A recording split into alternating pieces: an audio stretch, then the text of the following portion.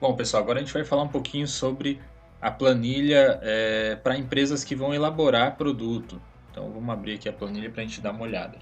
A gente vai falar de forma mais direta sobre as diferenças. Então, aqui, nesse caso, a aba investimento não tem diferença nenhuma, nem a aba depreciação, manutenção e seguros, e nem a aba custo fixo. Então aqui a gente vai começar a perceber as diferenças a partir da aba previsão de vendas. Então aqui nessa aba previsão de vendas, eu vou colocar aqui o meu produto, né? Vou descrever o meu produto e vou colocar uma estimativa mensal de venda desse produto, né? De produção e venda. Então aqui eu posso, claro, teoricamente aí ao passar dos meses a gente vai ter um aumento, né, de produção e venda do produto, baseado na expansão do produto no mercado. Então eu coloquei aqui uma estimativa, um exemplo, de iniciando aí com 150 unidades a produção no primeiro mês e lá no 12º mês, fechando o primeiro ano, 300 unidades. Então isso dá uma quantidade anual de 2.700 unidades do produto. Então ele vai utilizar essa informação, baseado na estimativa que você colocou, para calcular a receita e, consequentemente, os custos variáveis. Então aí aqui a diferença também é na aba custos variáveis, a gente também percebe a diferença. Então o que eu vou colocar como informação aqui nessa aba? A única coisa que vocês vão colocar é o custo da mercadoria. Então, se eu vou produzir um produto, quais são os itens que compõem esse produto? A gente considera aqui como custos variáveis os itens que vão compor esse produto, a sua produção.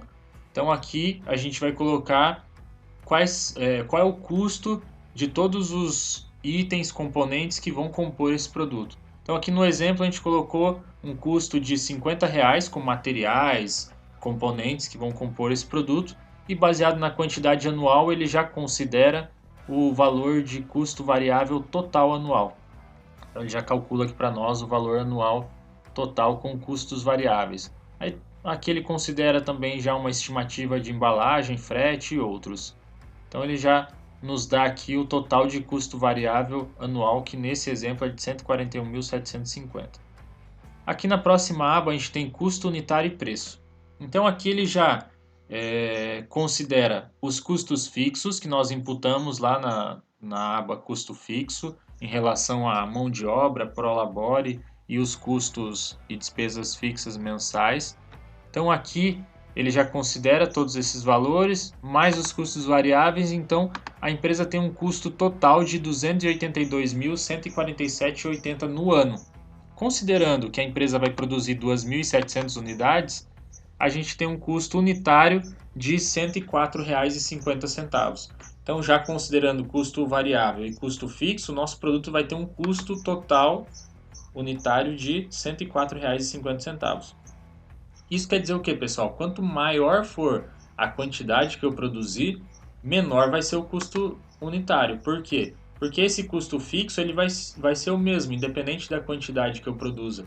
Por isso, quanto maior a quantidade que eu produzo, quanto mais eu consigo otimizar, né, o meu custo fixo para a produção, para produzir cada vez mais, menor vai ser o meu custo unitário. E aí aqui, baseado nesse custo unitário, vocês vão determinar o preço de venda. Então aqui é onde vocês conseguem alterar a informação. Então, vou colocar aqui R$ 150 o preço de venda desse produto. Então ele já me mostra aqui qual é a margem de lucro desse produto, baseado em quê? Na diferença entre o preço de venda e o custo unitário. Então, considerando aqui esse exemplo, eu tenho 43,5% de margem de lucro desse produto, excluindo o seu custo unitário.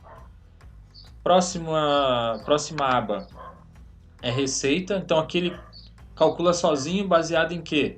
Quantidade que você vai vender no ano e o preço pelo qual você vai vender. Então ele já considera aqui o valor da sua receita anual. E aí ele já traz todas essas informações para demonstração de resultado, onde mostra aqui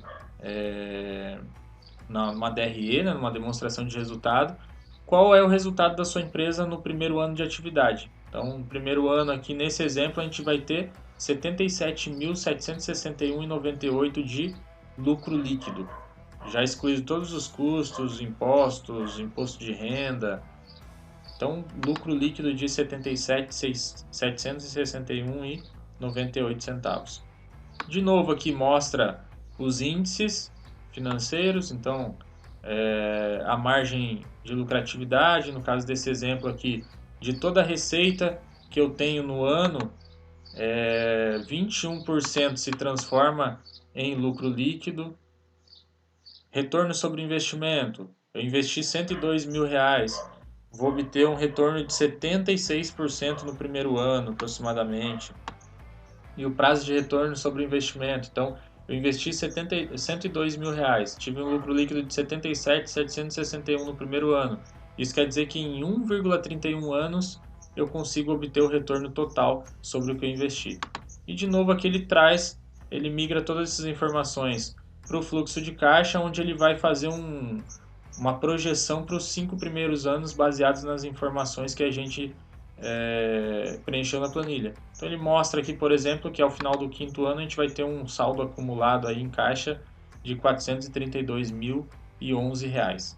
Então, pessoal, basicamente é a mesma metodologia da planilha do aplicativo. A diferença a gente encontra aí no custo unitário, né, e preço que eu vou determinar, custo variável e previsão de venda. E aí o restante é a mesma mecânica para cálculo das informações.